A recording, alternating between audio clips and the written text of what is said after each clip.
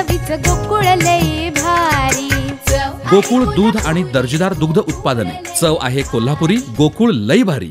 मंगळवारी सायंकाळी 4:30 वाजता विनस कॉर्नर चौकात मध्यवर्ती बस स्थानकाकडून बोंद्रे नगरच्या दिशेने निघालेल्या KMT बसवरती मध्यधुंद अवस्थेतील तरुणांनी दगडफेक करत दहशत निर्माण केली होती। या दगडफेकीत KMT बसला सुमारे 25,000 रुपयाचे नुकसान झालं होतं। या प्रकरणी KMT प्रशासनाकडून अज्ञातांविरोधात शाहूपुरी पोलीस स्टेशनमध्ये गुन्हा दाखल करण्यात आला होता। या गुन्ह्याचा समांतर तपास करताना स्थानिक गुन्हे शाखेच्या पोलिसांनी KMT बसवर दगडफेक करून नुकसान करणाऱ्या 3 संशयितांसह एका अल्पवयीन मुलाला ताब्यात घेतले। अभिषेक घोडगे, आसिफ नायकवडी, ओमकार चौगले अशी त्या 3घांची नावं आहेत। स्थानिक गुन्हे शाखेच्या पोलिसांनी या 3घांना पुढील तपासासाठी शाहूपुरी पोलिसांच्या ताब्यात दिले आहे।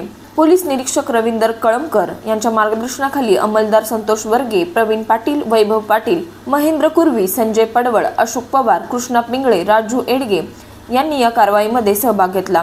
दरम्यान सायंकाळी शाहूपुरी पोलीस ठाण्याचे पोलीस निरीक्षक संतोष डोके यांनी दगडफेक करणाऱ्या 3 संशयितांना घटनास्थळी तपासासाठी फिरवलं। RK न्यूज प्रतिनिधी कोल्हापूर।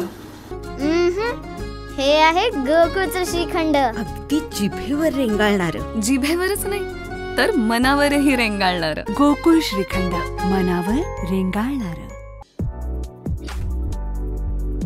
ताज्या घडामोडींसाठी RK न्यूजच्या YouTube चॅनेलला सबस्क्राईब करा आणि बेल आयकॉनला क्लिक करायला विसरू नका।